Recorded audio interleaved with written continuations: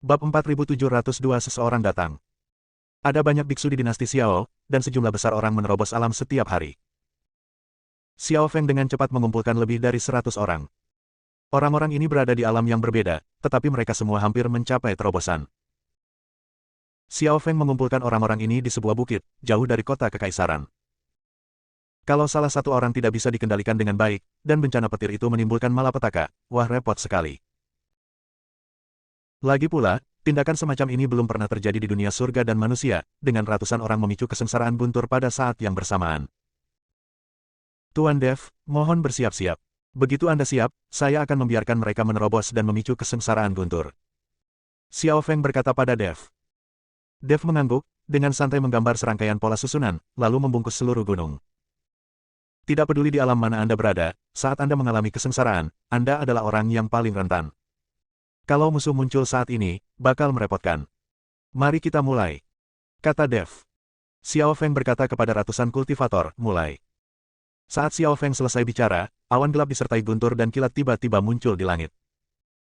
Awan petir terus berkumpul, dan akhirnya seluruh langit menjadi hitam, dan Anda tidak dapat melihat tangan Anda di depan Anda. Hanya di awan guntur, kilat berterbangan bagaikan ular piton, dan guntur menggelegar di angkasa.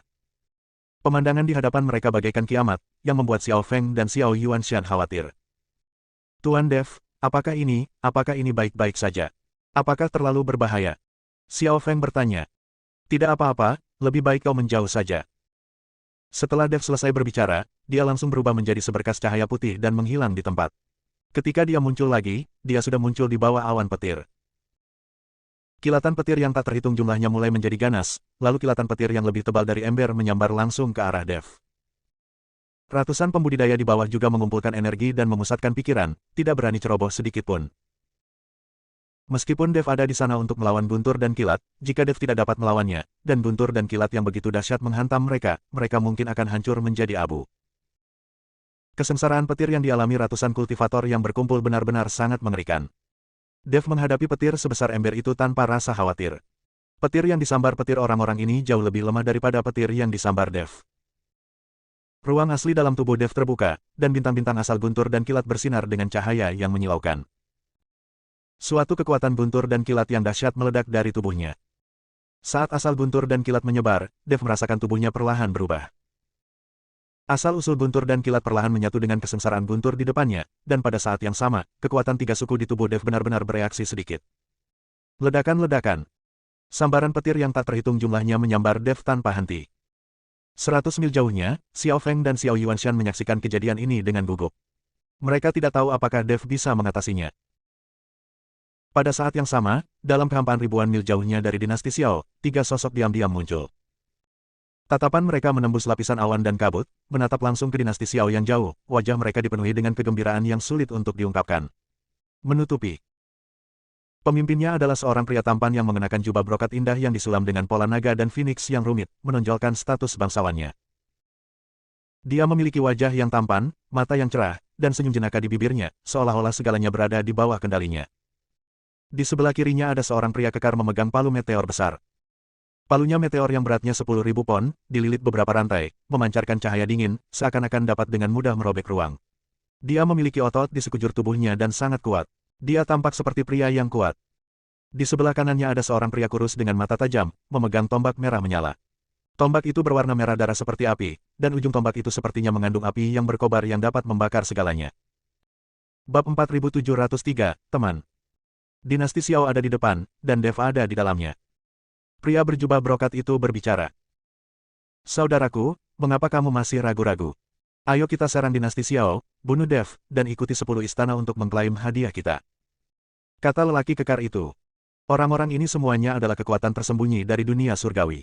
Masing-masing dari mereka luar biasa dan telah mencapai puncak alam Mahayana tingkat ke-9. Meskipun dia belum mencapai alam keabadian, bagi alam surgawi, puncak alam Mahayana tingkat ke-9 juga merupakan keberadaan surgawi. Dan 3 orang kultivator puncak tingkat 9 alam Mahayana kemungkinan besar akan mampu menyapu seluruh dunia surgawi. Sekarang mereka hanya membutuhkan kesempatan untuk naik ke alam keabadian. 100.000 batu peri, sungguh menggoda. Terutama bagi para kultivator seperti mereka yang berada di puncak alam Mahayana tingkat ke-9, mereka sangat membutuhkan batu abadi untuk menerobos ke alam abadi. Bisakah kamu menghancurkan Dev? Pria berjubah brokat bertanya. Tentu saja, Dev baru berada di tingkat ke-9 alam kesengsaraan. Aku bisa membunuhnya hanya dengan satu jari. Pria kekar itu berkata dengan sangat percaya diri. Pria berjubah brokat itu tersenyum dan berkata, karena kamu bisa membunuh Dev hanya dengan satu jari, mengapa orang-orang dari 10 istana mengeluarkan 100.000 batu roh abadi untuk membunuh Dev? Bagaimana mungkin seorang kultivator tingkat 9 di alam kesengsaraan bisa bernilai 100.000 batu roh abadi? Aku khawatir dia bahkan tidak bernilai 100 batu roh abadi. Ini, lelaki kekar itu terdiam. Saudaraku, apakah kamu mengatakan bahwa perintah pembunuhan ini adalah konspirasi 10 istana? Tanya pria kurus itu. Ya, orang-orang dari 10 istana memperlakukan semua orang sebagai orang bodoh. Tangga menuju surga akan segera muncul, dan saat ini 10 istana mengeluarkan perintah pembunuhan, jelas ingin mengotori air dan kemudian mengamati semua kekuatan tersembunyi. Dan Dev itu tidak semudah yang kau katakan untuk dibunuh. Aku telah menyelidikinya. 10 istana telah mencoba membunuhnya berkali-kali tetapi semuanya gagal. Bahkan aliansi penyegel iblis di bawah 10 istana pernah menggunakan persembahan 100 tahun untuk memburu Dev, tapi tidak ada satupun yang berhasil. Lelaki berjubah brokat itu tersenyum tipis. Saudaraku, karena kita tahu ini adalah konspirasi, mengapa kita masih berlari di sini? Kita dapat menggunakan waktu ini untuk berlatih lebih banyak. Pria kekar itu berkata dengan sedikit ketidakpuasan. Diamlah, aku punya alasan atas keputusanku. Pria berjubah brokat berkata dengan ekspresi dingin. Lelaki kekar itu begitu takutnya hingga dia tidak berani bicara lagi dan hanya menundukkan kepalanya dalam diam. Ketiga orang itu dengan cepat mendekati dinasti Xiao, dan aura kuat itu langsung dirasakan oleh semua orang di dinasti Xiao. Tiba-tiba, semua orang di dinasti Xiao menjadi panik dan mulai berkumpul bersama. 3 kultivator puncak tingkat 9 alam Mahayana, itu bukan lelucon.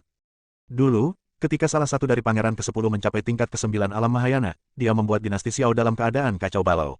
Jika bukan karena kemunculan Tuan Xi, dinasti Xiao pasti sudah tidak ada lagi. Dahulu kala. Namun sekarang 3 orang di puncak tingkat ke-9 alam Mahayana muncul sekaligus. Sungguh mengerikan. Xiao Yuanshan dan Xiao Feng juga merasakan napas ini pada saat yang sama, dan keduanya menghilang dalam sekejap.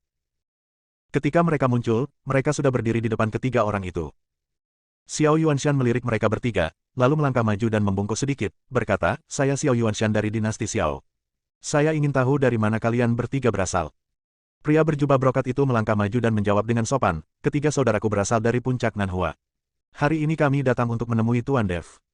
Puncak Nanhua. Xiao Yuanshan sedikit tertegun, tetapi kemudian dia menyadari bahwa ketiga orang ini seharusnya berasal dari kekuatan tersembunyi. Jadi dia buru-buru berkata, sangat disayangkan bahwa Tuan Dev sedang berlatih dan tidak dapat melihatmu. Apakah kamu teman-teman Tuan Dev?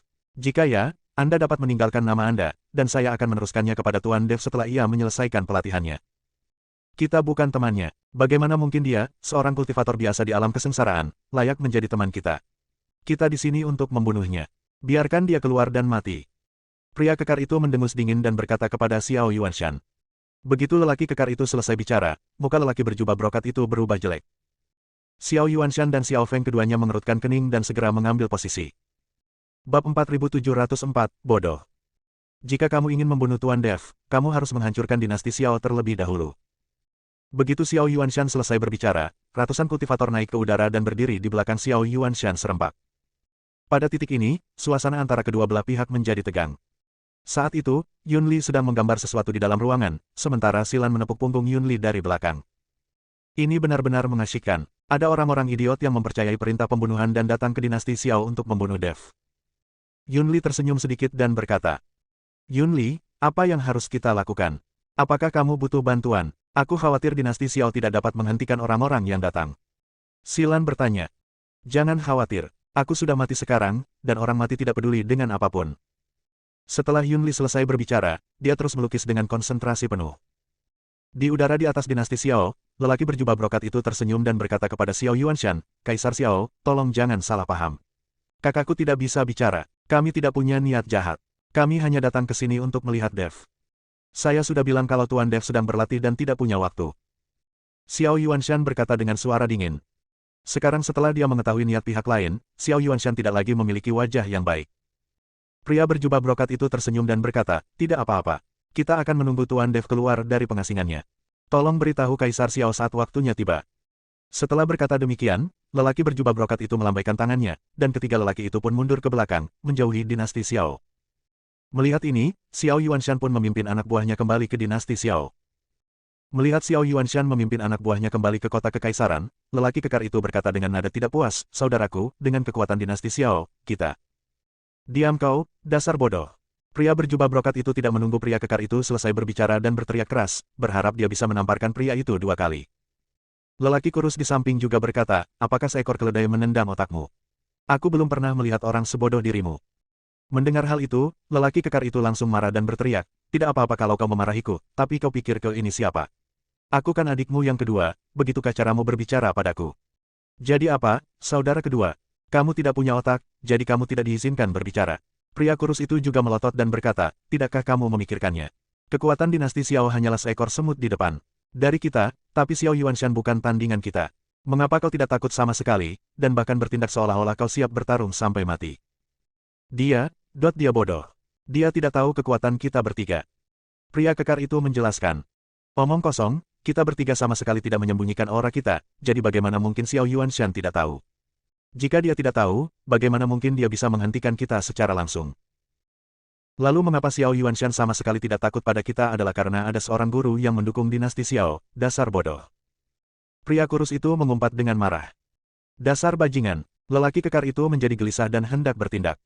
"Baiklah." Pria berjubah brokat itu berteriak dingin, menghentikan kedua orang itu dari berdebat, dan kemudian melanjutkan, "Oh, benar. 10 istana mengirim orang untuk menyerang dinasti Xiao, tetapi mereka semua kembali dengan kekalahan. Ini membuktikan bahwa ada seorang master di belakang dinasti Xiao. Saya juga mendengar bahwa rota dari 10 istana terbunuh seketika dan kemudian bangkit kembali. Bagaimana mungkin seorang kultivator biasa melakukan ini?" "Apa, kau bisa dibangkitkan?" kata lelaki kekar itu dengan tidak percaya. "Saya baru saja mendengarnya. 10 istana tidak akan mengeluarkan 100.000 batu roh abadi tanpa alasan dan membiarkan orang lain melakukan sesuatu yang sangat mudah dilakukan. Kita tidak boleh lengah, apalagi saat tangga sudah mau muncul, kita harus lebih waspada lagi," kata lelaki berjubah brokat. Pria kekar itu mengerutkan kening dan berkata, "Saudaraku, meskipun itu benar, kamu juga harus tahu bahwa kekayaan dan kehormatan dicari dalam bahaya. Jika kamu begitu berhati-hati, kita bahkan tidak akan mendapatkan ampasnya saat itu, dan pasti akan ada orang lain yang akan datang mencari orang itu. Dev, jika ada orang lain yang mencarinya, kami akan memberikannya kepada mereka. Anda pasti pernah mendengar cerita tentang nelayan yang mendapat untung dari pertengkaran antara burung snipe dan kerang, bukan?" Lelaki berjubah brokat berkata kepada lelaki kekar itu. Aku sudah mendengarnya, aku mengerti." Pria kekar itu mengangguk berulang kali. Bersambung.